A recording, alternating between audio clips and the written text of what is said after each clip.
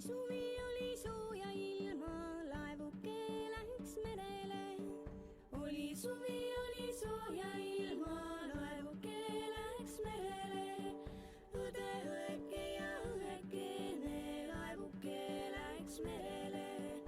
Õde, õeke ja õekene, laevuke läks merele.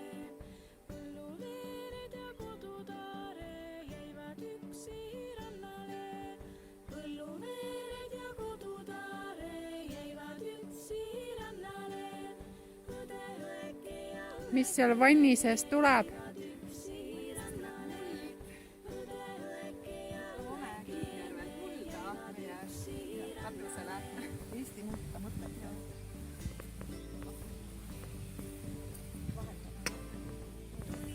vahetame poolt. Siia mulla sisse on segatud ka saepuru.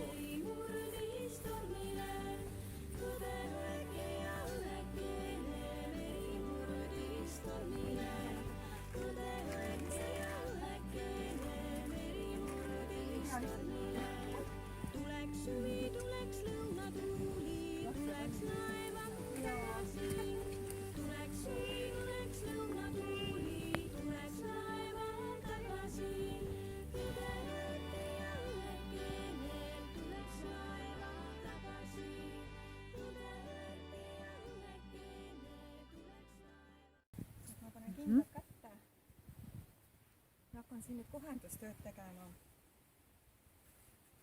Siin on sinu süda siis, jah? Siin on minu vastutusala. Et kõigepealt, tähendab, see katus oli siis meie meeskonna, naiskonna ehitatud ja tegime selle sellise katuse haiastusega ehk nii-öelda rohekatusena,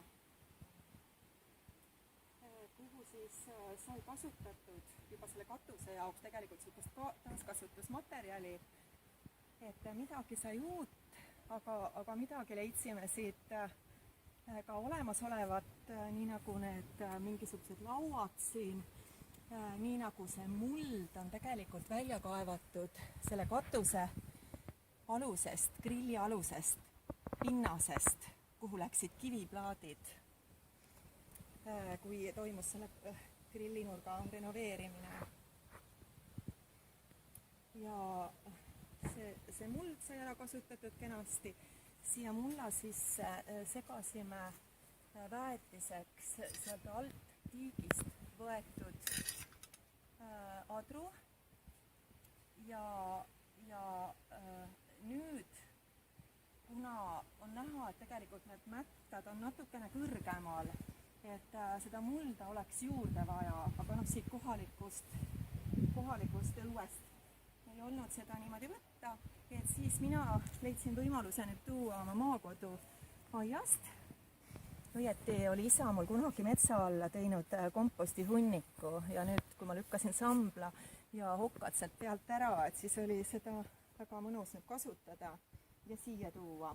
Et kuna me oleme siia ilu jaoks peale paigutanud puukoort, siis ma need tükid siit korjan ära esialgu ja et pärast nad uuesti tagasi panna ja see puukoor oli nendelt vanadelt puudelt siit kooritud. Et see on jälle selline väga tore taaskasutuse näide, mida meie oma kooliõpingutes ja siin hariduses hästi palju praktiseerime, just sellist taaskasutust.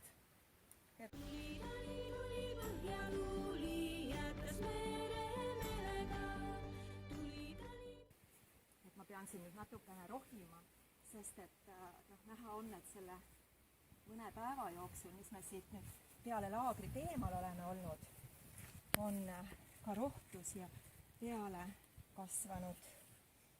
Et enne kui ma seda uut mulda siia hakkan laotama ja need kooremultsisid ära korjan, et teeme natukene rohimistööd. Nüüd on palju sadanud viimastel päevadel ja taimed ka ikkagi edenevad. Näete, siin hakkab juba kressikene lahti minema. Aga taimed tahavad natukene toibuda ja kui nad saavad natukene sügavamat mulda siia juurde, praegu on kuskil 6 sentimeetrit see mulla paksus, mis on siis, kõigepealt on siin aiakile all, siis on siin peenrakate kangas, selleks, et muld püsiks, ära ei libiseks. Et selle ehitamise õpetuse otsisime ikkagi internetist, ega mul ju puudub selline varasem kogemus. Aga taimed, nii nagu see taaskasutus meil on ka erinevast paigust toodud. Et osalt minu koduaia kivitaimlast, kukeharjad, erinevad sordid. Nii, see on see näiteks. See on ta harilik kukehari. Nii, see on rohutükiga. Ja see on kukeharjasort. See on nõel ja lehine leetlill.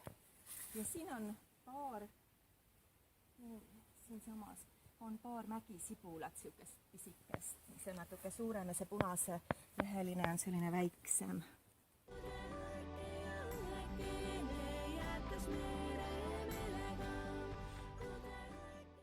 Sul on sageli ka mingid huvitavad lood tulevad kaasa nende taimedega. Et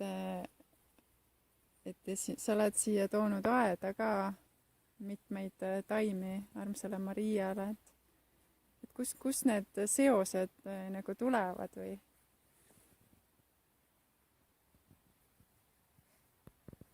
Mul meenub praegu päevaliilja toomine siia aeda. Mõtlen, kas ma veel midagi tõin. Ja tegelikult viimati tõin seda aedliivateed, mis on siin ka, see puhmas. Selle ma sain tuttava aiast. Aga päevaliiljad mulle endale väga meeldivad.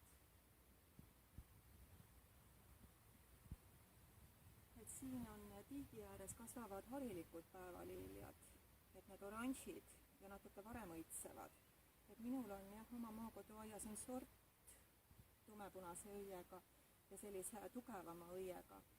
Et sellega nagu lugu otseselt ei olnud, liilja ise on tegelikult suursugune liil ja ta on ka ema Maarjaga seotud. Et ta on ju sümbol, samuti roos. Ja siin sai ta nüüd tegelikult siia aeda ühte olulisse peenrasse istutatud, see päevaliilja, mis on armsa ingliterapeut Maria endise siit ilmast lahkunud kaasa mälestuspeenar, et ta on nagu sellisel aukohal koos mõne muu taimega.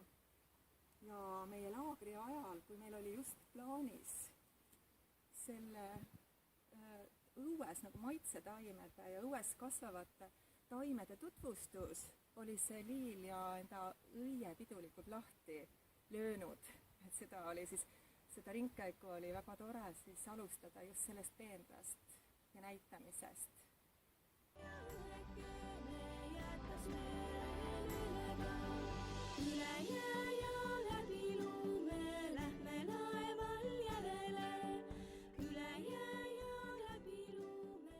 Meenub ka see vesirooside seos kuidagi, mis hästi tihedalt avanes esimese loodusravilaagri raamatu lugemise ringi juures. Et siin on toimunud ju nendes loodusravilaagrites, nii nagu meil eelmise laagri nimigi oli imestumine, et siin on toimunud selliseid huvitavaid kokkusattumisi, mis tegelikult ingliteel käies nüüd mõnda aega juba me teame, et need ei ole juhused, et need ongi tegelikult niimoodi säetud ja meile näidatakse neid imesid niimoodi mõõdukalt, et mitte liiga palju korraga, aga need on piisavad selleks, et usaldame meie nagunii selle pikaajalise treenimise ja koos liikumise puhul täiesti seda kõrgteadvust, aga nende väikeste imedega kinnitatakse, noh, niimoodi on armas ingliterapeut Maria seletanud, et kinnitatakse seda, et see on imeline lugu. Ja tookord oli siis niimoodi, et mina, kui minu erialane töö on raamatukogus ja kui mina pidin nagu tegelikult lugemistundi tegema, siis võtsin kaasa ühe oma lemmikraamatu oma raamatukogust, kooliraamatukogust, mis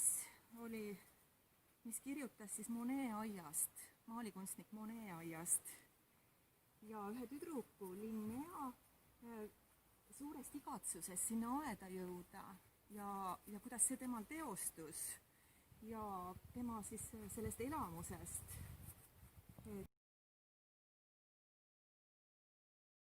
mida ta seal koges, mida ta nägi, ta käis veel maalinäitusel ja vaatas, kuidas Monet oli maalinud vesiroose. Ja mind on alati puudutanud see pilt, kus näidatakse seda vesiroosi, maalitud vesiroosi lähedalt ja kaugelt. Et lähedalt on ta nagu selline pläkerdis, ütleme niimoodi, et Linné imestas, et kuidas saab nii ilus olla, et sellel peatuti seal kohe pikemalt. Nii, ja mind puudutas ka see raamat ja kui ma sellesse kaasa võtsin selleks, et seda ette lugeda, siis hakkas selginema, et tegelikult täpselt seesama pilt, mis on seal Monet aia või Monel, mida on maalinud ja mis oli tema aias, on siin meie laagri õue peal. Tiik valgete vesiroosidega, valge paat. Siis on meil selline inglisild, kaarsild, mis oli ka seal. Ja tegelikult me istusime nagu muinasjutus. Ma mäletan, me istusime siin esimeses loodusravilaagris 2 suve tagasi. Me istusime siin luue peal ja vaatasime seda pilti ja vaatasime raamatupilti ja lugesime ja tõesti see oli imeline kokkusattumus.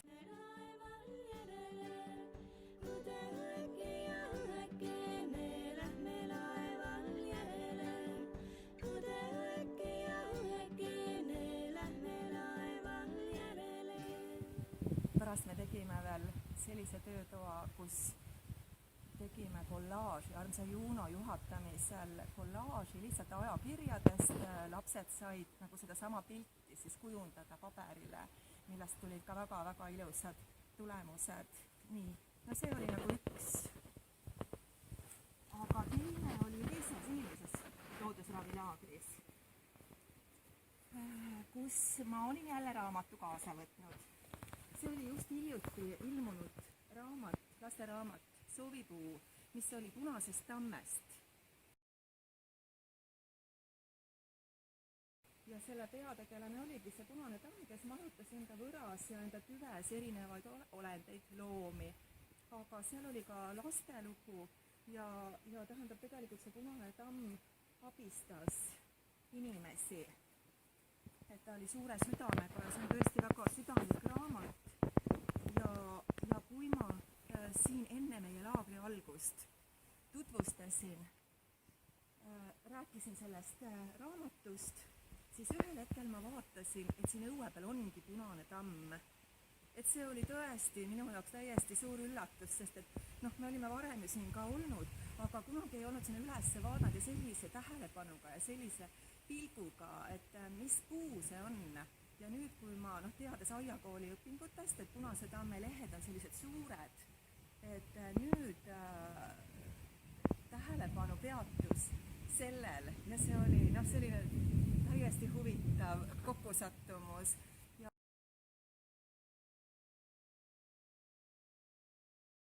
Siis sellest tuleneski selle laagri teema ju tamm, et lapsed said endale kingituseks ja kõik pered said lõpus, laagri lõppedes, väikesed tammepojakesed potti istutatuna. Nii et see oli väga huvitav loomisprotsess jälle, mis sai alguse millestki väikesest, me oleme tuttavad nagu selliste loomisprotsessidega, et siin tihtipeale toimubki see niimoodi ja asjad kuidagi kujunevad siis väga huvitavalt, nii nagu peab. Et need on nagu sellised lood, mis mulle praegu meenuvad ja tegelikult eelmise laagri nimi oligi imestumine ja siin oli neid imestumisi või selliseid kokkusattumusi või huvitavaid juhuseid mitmeidki, aga see nagu oli jah esimene ja väga puudutav.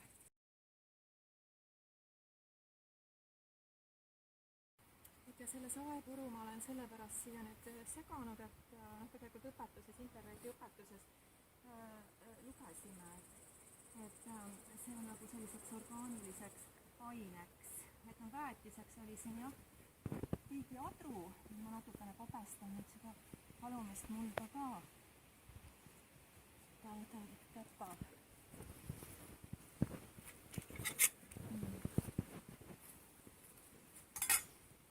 ja siis tekitame siia õhku ja siis väetiseks panen nüüd juurde siis kanakapad.